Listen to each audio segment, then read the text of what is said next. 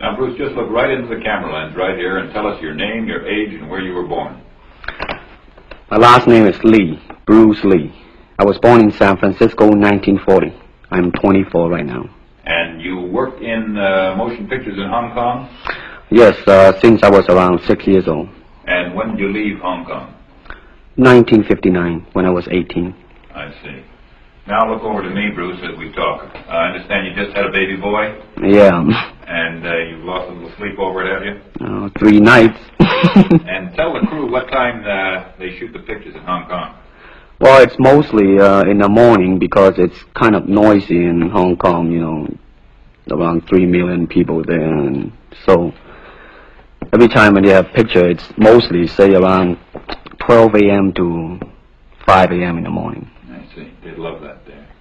And you went to college in the United States? Yes. And what did you study? Philosophy. I see.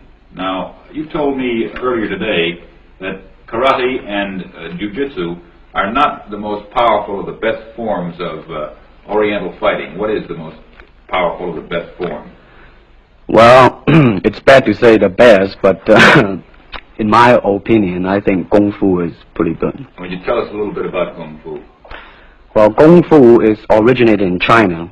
It is the ancestor of karate and jiu-jitsu.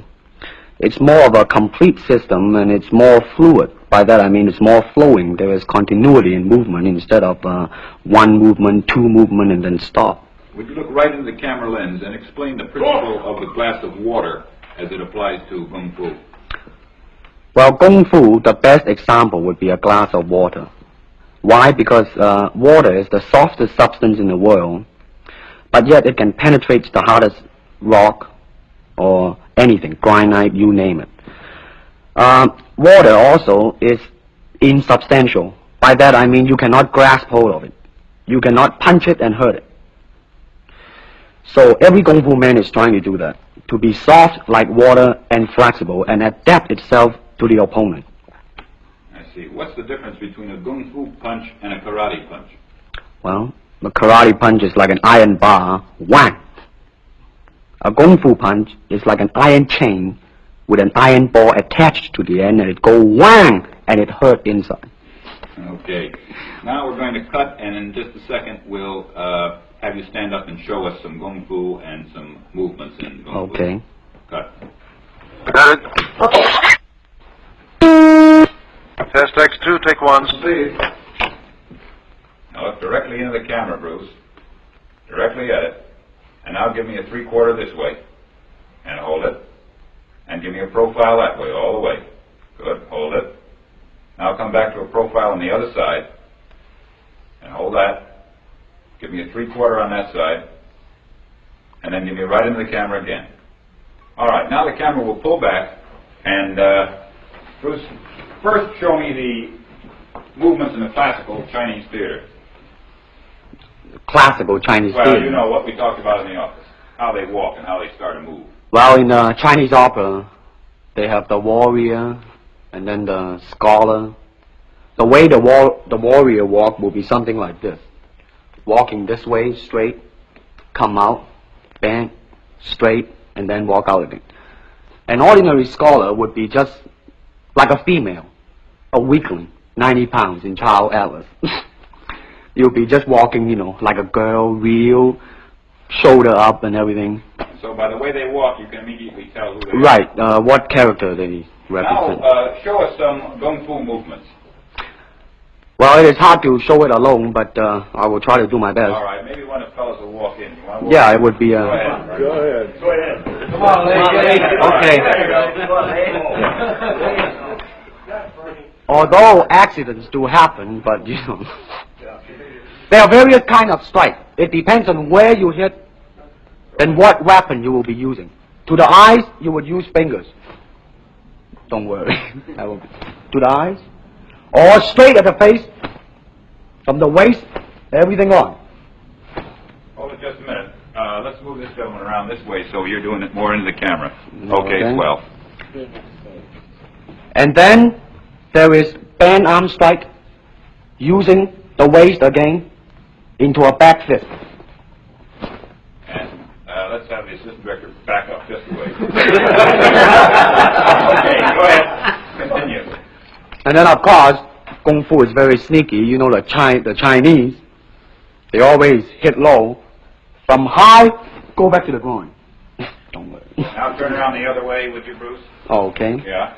And, Would you want him to? yes. Oh, cross These are camera just forward. natural reactions. That's Right.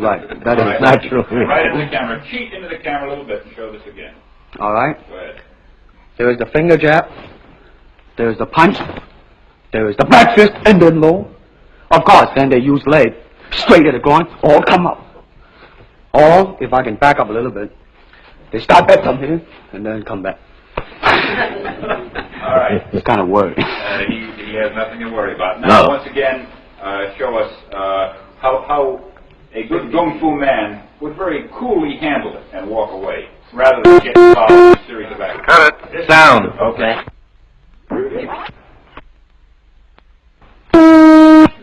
Test X2, take 2. Now, Bruce, so that we can clearly see what you're doing this time, we'll face the fact that there's nobody there. Okay. Show me now the difference between Jiu-Jitsu, which is long and involved, and Kung Fu, which is very quick if you have an opponent. All right, for instance, you will read it in a book, in a magazine and everything, that when somebody grab you, you will first do this, and then this, and then, thousands of steps before you do a single thing. Of course, these kind of magazine would teach you to be feared by your enemies and admired by your friends and everything. See? But in Kung Fu, it always involves a very fast motion. Like, for instance, a guy grabbing your hand. It's not the idea to do so many steps. Step him right on the instep. He'll let go. This is what we mean by simplicity. Same thing in striking and in everything. It has to be based on a very minimum motion, so that everything would be directly expressed. One motion, and he's gone. Doing it gracefully, not to go yelling and jumping all over him, but to do it. Excuse me. That's it. Okay. Now, show me once again just a few movements there. Well, Kung Fu can be practiced alone or with a partner. Practicing alone, they involve forms. Some imitate a crane, a monkey, a praying mantis. This is a crane form. Let's start off.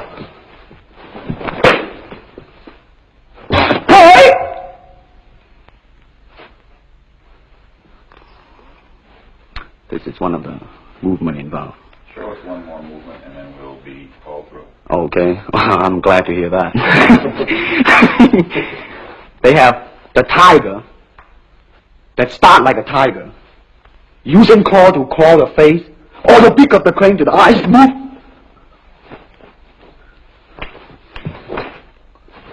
This is some of the movement involved. Thank you very much. Thank you very much.